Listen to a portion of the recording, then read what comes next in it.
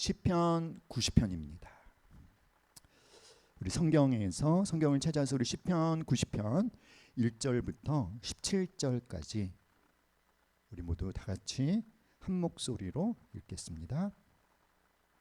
시편 90편 다 찾으셨죠? 시작. 주여, 주는 대대에 우리의 거처가 되셨나이다. 산이 생기기 전 땅과 세계도 주께서 조성하시기 전 곧 영원부터 영원까지 주는 하나님이시니이다.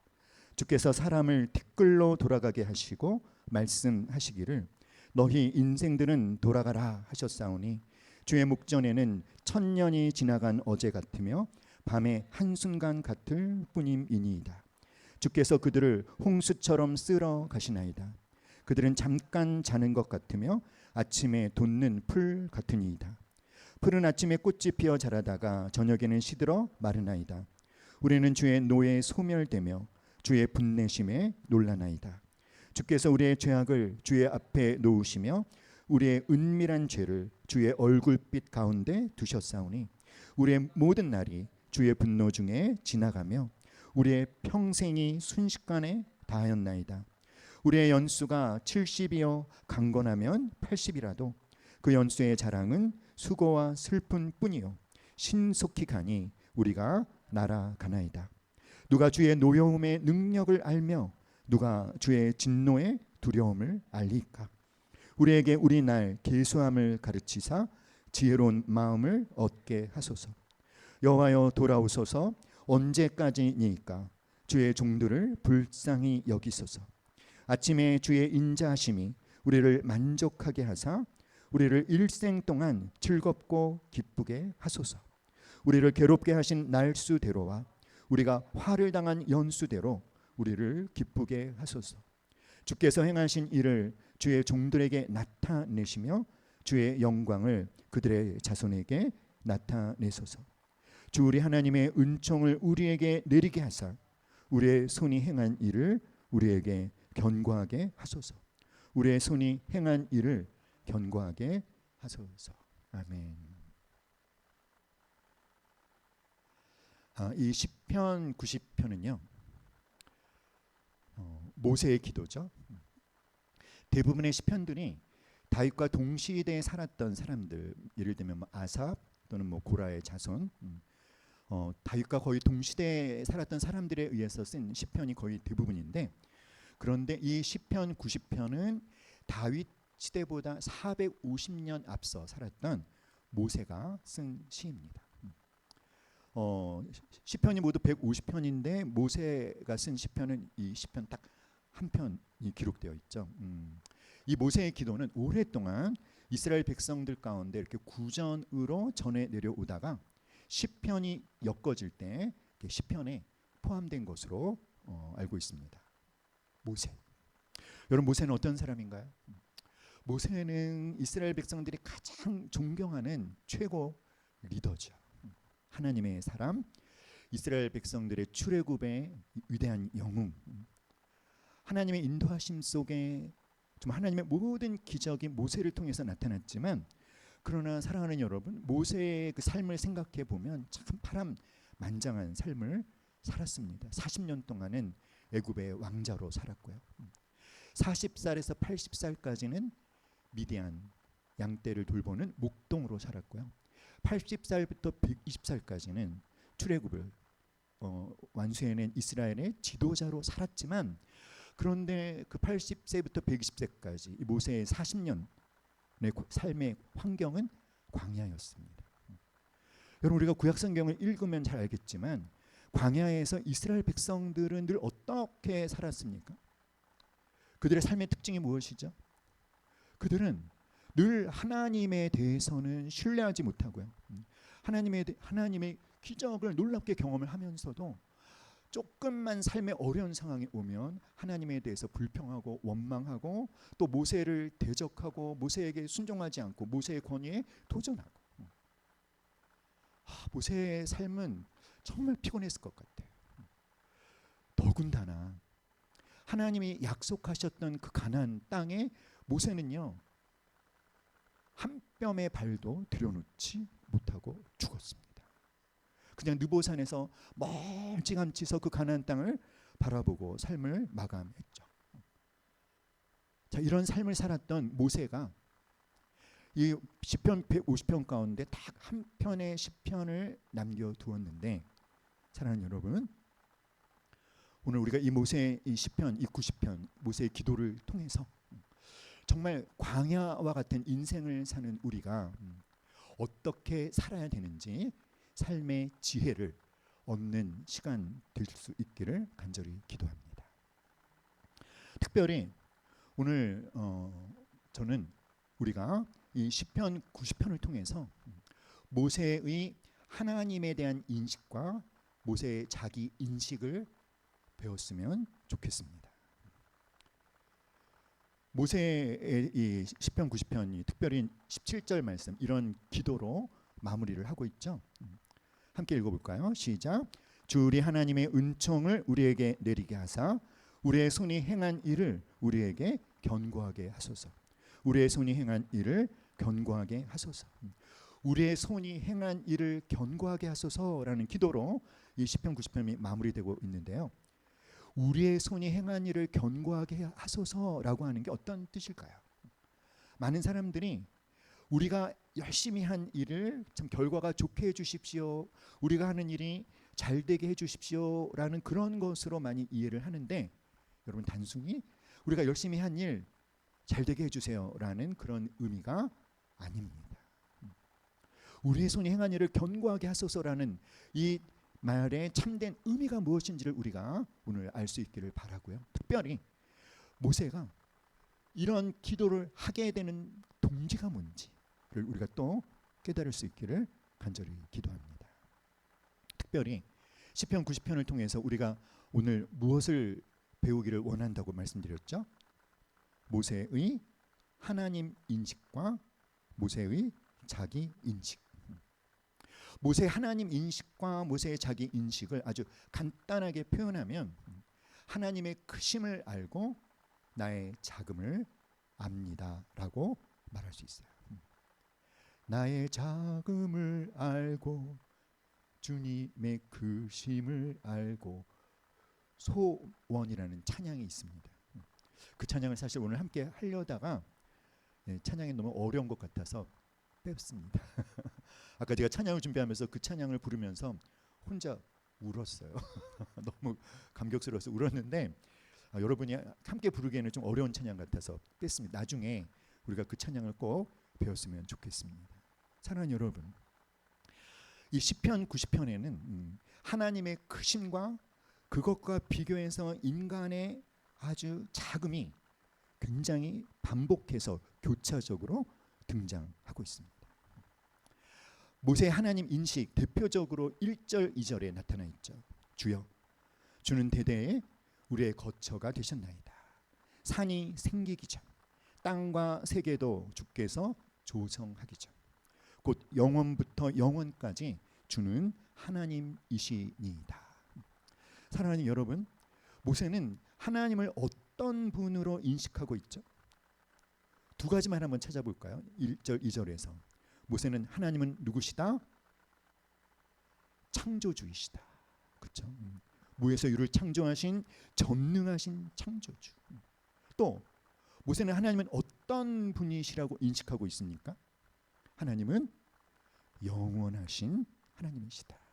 하나님은 산이 생기기 전에, 땅과 이 모든 피조물이 생기기 전에 그 전부터 존재하셨고요. 하나님은 우리가 존재하기 이전부터 존재하셨고, 그리고 이 땅에서의 우리의 존재가 끝난 다음에도 하나님은 여전히 영원 가운데 존재하고 계신 영원하신 분, 전능하시고 영원하신 분. 자, 이것이 모세의 하나님 인식이에요. 하나님은 전능하신 창조주이시며 하나님은 영원하신 하나님이십니다. 그것에 비해서 모세의 자기 인식은 몇 절에 나올까요? 10절이죠. 우리가 너무나 잘 알고 있는 말씀이죠. 우리의 연수가, 그런데 요즘 시대에 적용을 좀 바꿔야 될 것 같아요. 그렇죠, 여러분? 우리의 연수가 80이요. 강건하면 90이라도. 그 연수의 자랑은 수고와 슬픔뿐이요 신속히 가니 우리가 날아가나이다. 사랑하는 여러분, 여러분이 한번 말씀해 보실래요? 이 10절에서 우리가 깨닫게 되는 모세의 자기인식은 한마디로 뭐라고 표현하면 좋겠습니까? 모세는 자신에 대해서 뭘 깨닫고 고백하고 있는 걸까요? 큰 소리로 말씀하세요. 한계가 있는 존재다. 또 그렇죠. 유한한 존재. 영원하신 하나님에 비해서 우리는 정말 그 티끌조차도 되지 않는 아주 유한한 존재. 사랑하는 여러분, 왜 제가 이 시편 90편에서 모세의 하나님 인식과 모세의 자기 인식을 왜 배우려고 할까요? 왜 우리가 하나님의 크심을 알고 나의 작음을 알아야 할까요? 우리가 나의 작음을 알고 하나님의 크심을 알아야 하는 이유가 무엇일까요? 사랑하는 여러분, 왜냐하면 너무나 많은 하나님을 믿는다 말하는 크리스찬조차도 하나님의 크심을 제대로 알지 못하고 있습니다. 그런데 여러분, 우리가 하나님과 진짜 올바른 관계를 맺기 원한다면 반드시 필요한 게 뭘까요? 하나님의 크심을 알고 나의 작음을 아는 것입니다. 왜 우리가 하나님의 작음, 나의 작음을 알고 하나님의 크심을 알아야 되냐면 그래야만 하나님과의 바른 관계를 맺을 수 있기 때문입니다. 사랑하는 여러분, 나의 작음을 깨닫는 것, 그것이 뭐 낮은 자존감을 가지라는 그런 의미가 아니에요. 진짜 내가 있어야 되는 하나님 앞에서 아주 겸손한 자리, 하나님 앞에서 하나님을 창조주로 인정하는 피조물로서의 정체성을 겸손하게 인정할 때에만 우리는 비로소 하나님과 올바른 관계를 가질 수 있고, 그럴 때 비로소 하나님을 제대로 경험할 수 있게 되는 것입니다.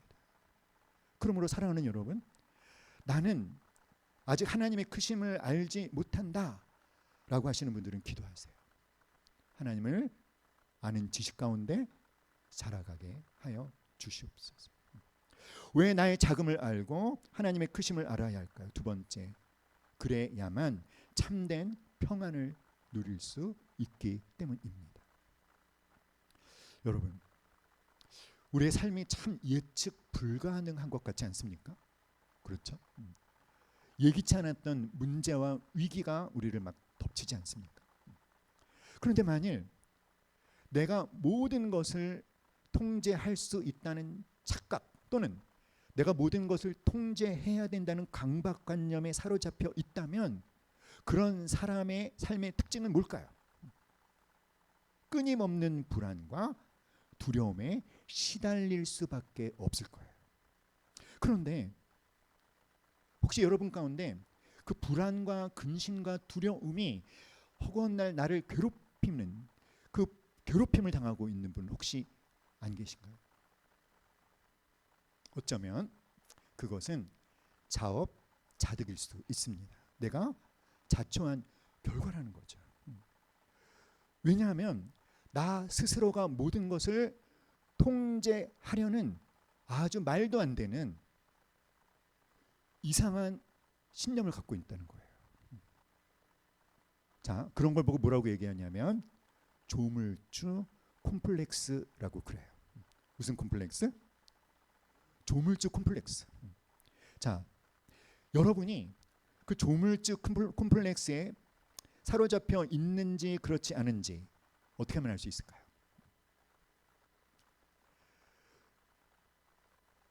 여러분의 능력으로, 여러분의 힘으로 아무것도 통제할 수 없는 상황에 놓이게 될 때, 그때 그 사람이 조물주 콤플렉스에 빠져 있는지 그렇지 않은지가 드러납니다. 그러면 조물주 콤플렉스에 빠진 사람은 자기가 통제할 수 없는, 자기의 통제를 벗어난 상황이나 자기가 원하는 대로, 자기가 기대하는 대로 반응하지 않는 상황이나 사람들을 만나게 될 때 어떻게 할까요? 분노합니다. 분노해요. 하나님에 대해서 분노하고 사람에 대해서 분노합니다. 그거는 사실은 말도 안 되는 착각을 갖고 있는 거죠. 여러분, 우리가 어떻게 모든 걸 통제할 수 있겠습니까? 왜 사람들이 염려해봤자 아무 유익이 없다는 걸 알면서도 왜 이렇게 염려하는지 아세요? 그것도 말도 안 되는 믿음을 갖고 있기 때문이래요.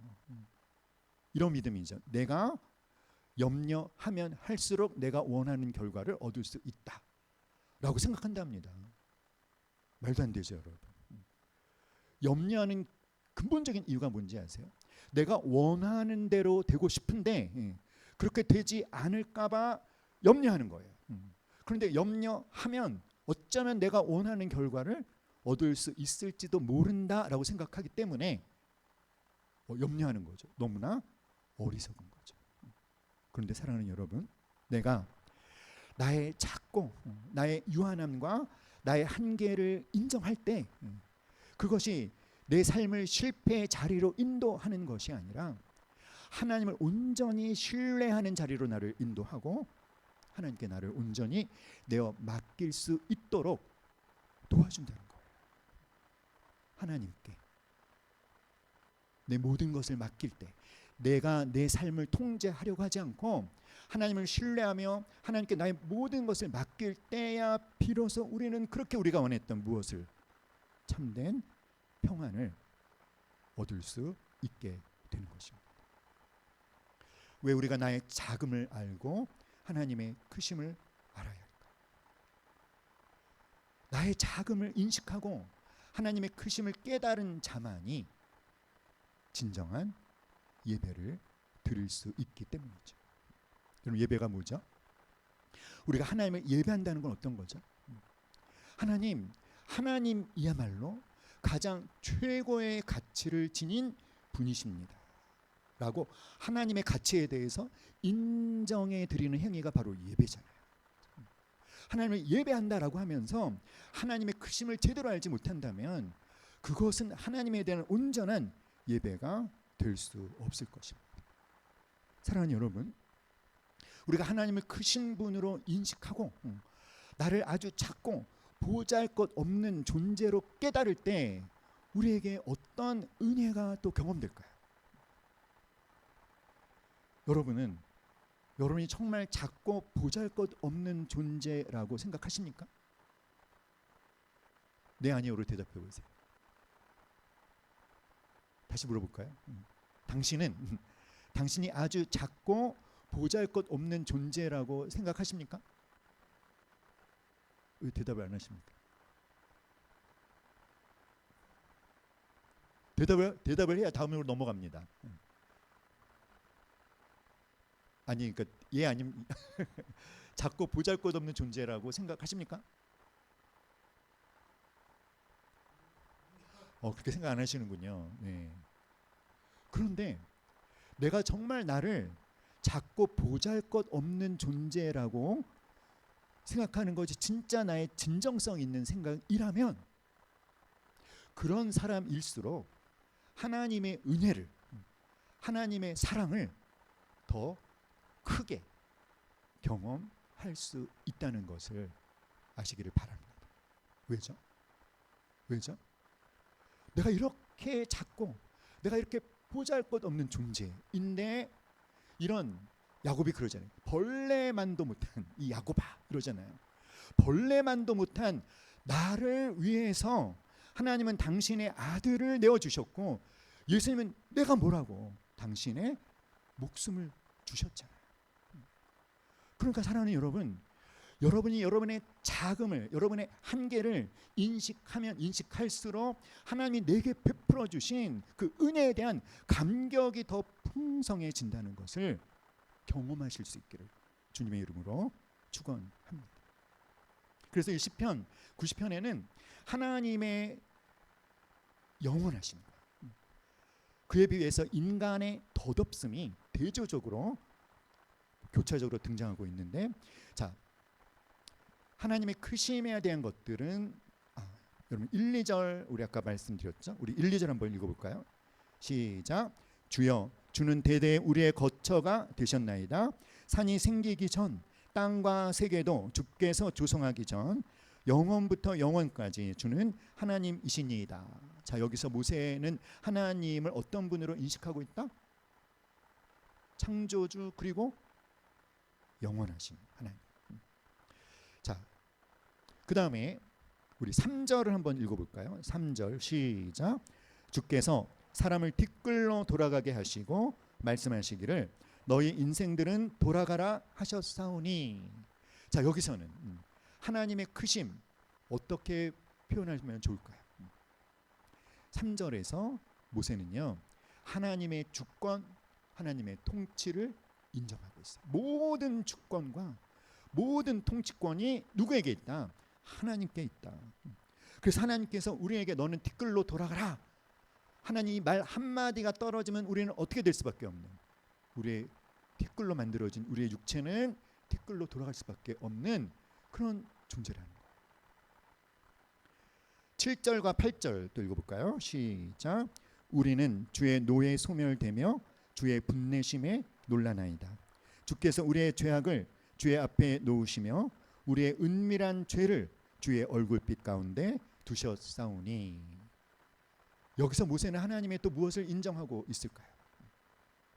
하나님은 거룩하신 분이시고 우리의 죄에 대해서 뭐 하시는? 진노하시는 심판주이심을 모세는 인식하고 있습니다. 하나님의 영원하심, 하나님의 주권과 통치, 하나님의 거룩하심과 진노.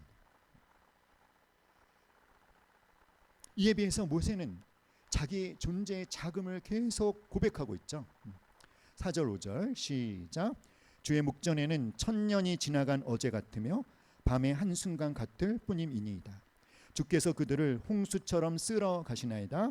그들은 잠깐 자는 것 같으며 아침에 돋는 풀 같으니이다. 인간은 어떤 존재다? 우리가 아까 말했던 것처럼 유한한 존재, 덧없는 존재. 어떻게 보면 참 허무하죠. 아침에 꽃이 피어 자라다가 저녁에 시들어 마르는 꽃과 같은, 어떻게 보면 굉장히 허무한 인생이다라는 그런 인식을 모세는 갖고 있어요. 9절 읽어볼까요? 시작. 우리의 모든 날이 주의 분노 중에 지나가며 우리의 평생이 순식간에 다하였나이다. 8절 다시 한번 시작.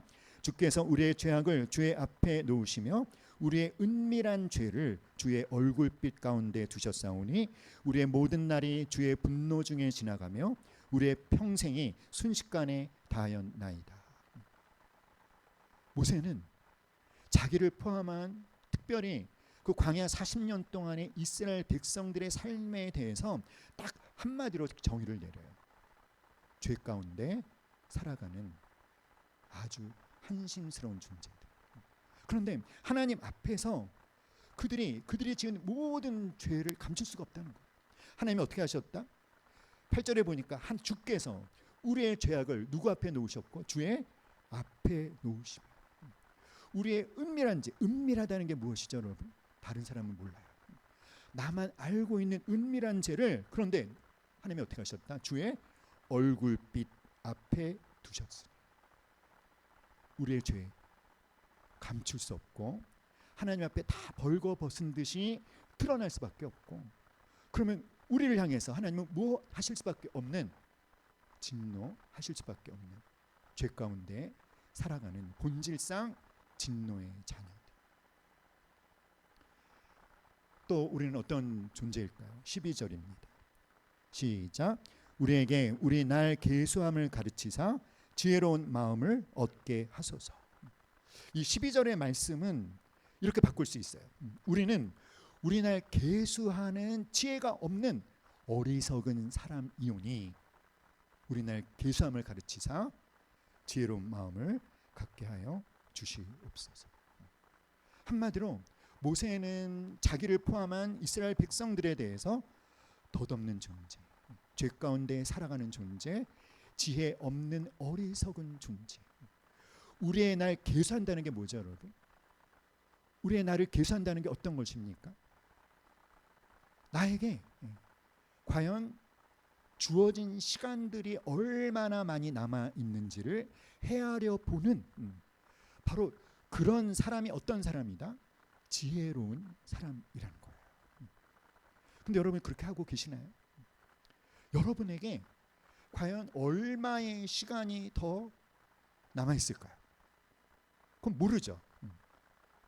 우리가 원하는 건 뭐예요? 내가 살아온 시간보다 더 많이 남아 있었으면 좋겠다라고 생각하잖아요. 저는 아닌 것 같습니다.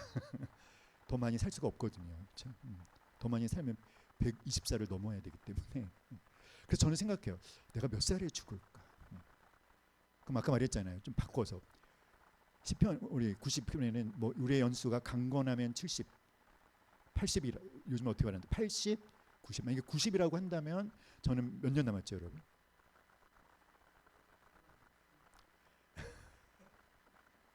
27년 남았어요. 27년. 그렇죠. 27년도 뭔가 이렇게 활동할 수도 있는 기간은 어느 정도 될까요? 제 바람 같아서는 80까지만 이렇게 사역했으면 좋겠는데. 그러니까 우리의 날 계수하는 게 왜 지혜로운 걸까요, 여러분? 자기의 한계를 인식하는 게 왜 지혜로운 걸까요?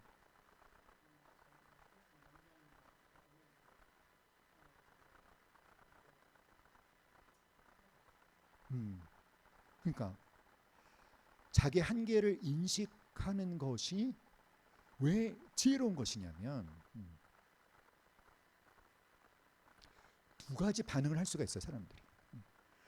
이 세상에서의 나의 삶이 참 더덥구나. 참으로 허무하구나. 그냥 풀 같은 삶이구나. 이 인생의 유한함을 깨닫는 자들이 두 가지로 반응합니다. 어떤 반응이 있을까요? 첫 번째 반응은 허무주의에 빠지는 거예요. 참 허무하다. 의미가 별로 없다. 그러니까 한 번뿐인 인생 또 어떻게 살자? 쾌락주의로 빠집니다. 마음껏 하고 싶은 거 다 즐기고 살자. 그런데 두 번째 반응이 있습니다. 두 번째 반응은 뭘까요? 방금 우리 영훈 형제님이 말씀하신 대로 나에게 남은 시간이 얼마 되지 않는다라는 것을 깨달았을 때 그 귀한 시간, 그 시간이 나에게 하나님이 주어진 시간들이 어떻다 굉장히 귀한 것이구나. 그 귀한 시간을 어떻게 사용해야 되겠다. 의미 있게, 가치 있게 사용해야 되겠다라는 깨달음을 갖는다는 거죠. 그러니까 그것이 지혜로운 것입니다. 그래서 여러분, 모세가 하나님의 크심에 대해서 막 고백하고 자기 자신의 이 자금에 대해서 여러 가지로 표현하고 나서 참 인간은 어떤 존재다? 덧없는 존재고 죄 가운데 살아가는 존재. 참 헛되고 덧없는 인생이다 이렇게 고백한 그가, 그런데 여러분 갑자기 14절 15절에 보면은요 기쁨을 달라고 하나님께 기도를 하고 있어요. 14절 15절 한번 읽어볼까요? 시작. 아침에 주의 인자하심이 우리를 만족하게 하사 우리의 일생 동안 즐겁고 기쁘게 하소서. 우리를 괴롭게 하신 날수대로와 우리가 화를 당한 연수대로 우리를 기쁘게 하소서. 자, 인생의 덧없음을 깨달은 모세가 갑자기 하나님께 뭘 구하고 있습니까? 기쁨을 구하고 있어요. 저는 이게 참 이상했어요. 덧없음을 깨달은 사람의 모습과 어울리지 않는 것 같아요. 기쁨을 추구하는 것은. 그렇지 않습니까, 여러분? 여러분 어떻게 생각하십니까? 그러면 왜 모세는 인생의 덧없음에 대해서 막 얘기해놓고 하나님께 기쁨을 기도하고 있을까요? 그 비밀이 14절에 있습니다. 14절을 다시 한번 읽어보실까요? 시작. 아침에 주의 인자하심이 우리를 만족하게 하사 우리를 일생 동안 즐겁고 기쁘게 하소서. 자, 이 말씀을 두 가지 번역 성경을 소개해 드릴게요. 먼저 공동 번역에 보면 이렇게 표현했습니다. 시작. 동틀녘에 당신의 사랑으로 한껏 배불러 평생토록 기뻐 뛰며 노래하게 하소서. 아시겠습니까, 여러분? 모세가 구하고 있는 그 기쁨이 어떤 기쁨인지 이해하실 것 같습니까? 모세가 기쁨의 근원으로 삼고 있는 것이 무엇인지 이해하실 수 있겠습니까? 14절에서 모세가 원하는 기쁨은요, 어떤 자신의 어떤 환경이나 상황이나 자신의 어떤 능력이나 업적, 어떤 사람, 성취 이런 것을 통해서 오는 기쁨이 아니에요. 무엇을 경험할 때 오는 기쁨? 하나님의 사랑을 경험할 때 만족하게 하사. 이게 어떤 뜻이냐면 배부르게 하셔서. 주님의 인자하심이라는 것과 똑같은 의미가 뭡니까? 헤세드, 사랑. 아침마다, 매일 아침마다 오 하나님, 주님의 사랑으로 나를 배부르게 하셔서, 그래서 하나님 때문에, 하나님 사랑 때문에 내 평생 동안 하나님으로 인하여, 하나님이 나를 사랑하신다는 그 사실로 인하여 즐겁고 기쁘게 하소서. 모세는 깨달은 거예요.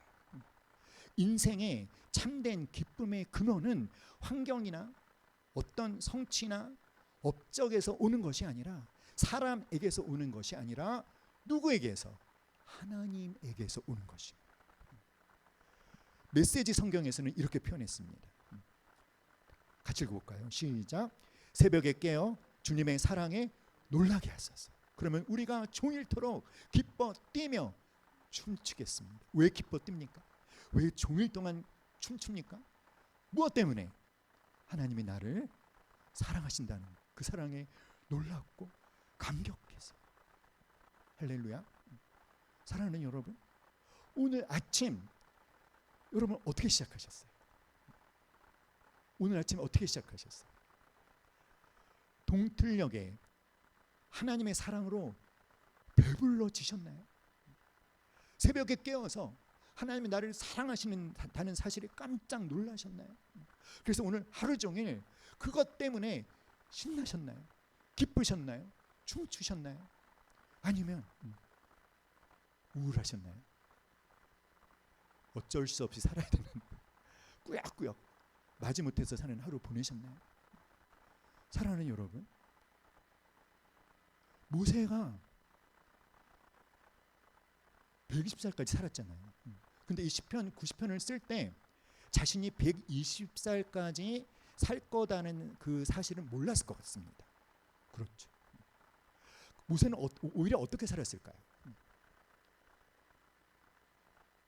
내가 언제 죽을지 나는 모르니까 내가 살아있는 동안에 뭘 기뻐하며,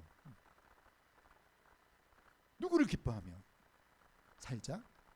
하나님을 기뻐하며 하나님의 사랑에 감격하며 살자. 매일매일 그러지 않았을까요? 그래서 그가 기도한 대로 모세는 하루를 어떻게 시작했을까요? 오 주님, 하나님의 사랑으로 저를 배부르게 해주세요. 그러면서 하나님의 사랑을 확인하고 하나님의 사랑을 노래하고 하나님이 나를 사랑하신다를 그 사실을 선포하며 살지 않았을까요? 그것 때문에 그날 하루를 아주 즐겁게 힘차게 살지 않았을까요? 그 광야의 그 고된 삶을, 그 허구한 날 말도 안 듣는 그 이스라엘 백성들과 부대끼며 살지만, 그러나 하나님 때문에 힘내고 하나님 때문에 기쁘고 즐겁게 살지 않았을까요? 사랑하는 여러분, 여러분 무엇 때문에 기뻐하십니까? 여러분 최근에 기뻐한 경우가 있었나요? 무엇 때문이었죠? 무엇 때문이었습니까? 여러분 무엇 때문에 슬퍼하셨습니까? 무엇 때문에 좌절하셨습니까? 하나님을 기뻐하셨나요? 사랑하는 여러분, 우리 메시지 성경으로 함께 한번 말해볼까요? 시작. 새벽에 깨어 주님의 사랑에 놀라게 하소서. 그러면 우리가 종일토록 기뻐 뛰며 춤추겠습니다. 할렐루야. 아멘. 그러면서 이 시편 90편 마지막 마무리, 주 우리 하나님의 은총을 우리에게 내리게 하사 우리의 손이 행한 일을 우리에게 견고하게 하소서. 우리의 손이 행한 일을 견고하게 하소서. 자, 이 견고하게 해달라는 이 기도가 하나님 내가 열심히 수고한 일 잘 되게 해주세요라는 뜻이 아니라고 했죠. 이 견고하게 하소서라는 게 어떤 뜻이냐면 영원토록 견고하게 해주십시오. 영원토록 견고하게 해주십시오. 이 땅에서의 견고함이 아니라 영원토록 내가 이 땅에서 땀을 흘리고 수고한 그 모든 일의 결과가 이 땅에, 이 유한한 이 땅에 사라짐과 동시에 사라지는 그런 것이 아니라 내가 이 땅에서 땀 흘려 수고한 모든 것이 어디에 가서도 영원한 하나님 나라에 가서도 견고하게 뿌리 내리고 있게 하여 주시옵소서. 그런 뜻이에요. 영원한 가치를 지닌 일이 되어지게 하여 주시옵소서. 그러려면 뭐가 필요하다? 우리 하나님의 은총을 우리에게 내리게 하사. 하나님의 은총이라는 게 뭘까요? 하나님이 우리를 기뻐하시는 그 하나님의 복된 임재를 우리에게 늘 허락하셔서, 그래서 우리가 하는 모든 수고가 이 땅에서만 의미를 갖는 그런 일이 아니라 영원한 하나님 나라에서도 의미를 갖는 그런 진짜 영원한 가치를 지닌 수고가 되게 하여 주십시오 라는 기도를 하고 있는 것입니다. 사랑하는 여러분, 가장 지혜로운 마음은 영원을 사모하는 마음이랍니다. 가장 지혜로운 사람은 자신의 시간과 하나님이 자기에 허락하신 모든 자원을 영원한 것을 위해서 투자하는 사람이래요. 사랑하는 여러분, 우리 옆 사람한테 말합시다. 오늘도 참 수고하셨습니다. 여러분 오늘 참 수고하셨죠? 직장에서 많이 힘드셨죠? 그런데 그 힘듦이, 그 수고가 모세는 어떻게 되기를 원하는 거예요? 영원한 하나님 나라에 가서도 결과로 남는 의미와 가치를 지닌 땀과 수고가 될 수 있도록 하나님 늘 저에게 하나님의 기쁨의 임재, 하나님의 복된 임재를 허락해 주시옵소서. 여러분 우리가 이렇게 기도해야 되지 않을까요? 할렐루야. 우리 함께 기도해 봅시다. 주 우리 하나님의, 시작. 주 우리 하나님의 은총을 우리에게 내리게 하사 우리의 손이 행한 일을 우리에게 견고하게 하소서. 우리의 손이 행한 일을 우리에게 견고하게 하소서. 하나님 아버지, 하나님의 은총 없이는 우리의 모든 노력은 허무할 수밖에 없습니다. 늘 우리에게, 늘 나에게 하나님의 복된 임재를 허락하셔서 우리의 일을 의미 있게 하시고 가로 열고 영원한 가로 닫고 열매를 맺게 하소서. 그렇게 되시기를 주님의 이름으로 축복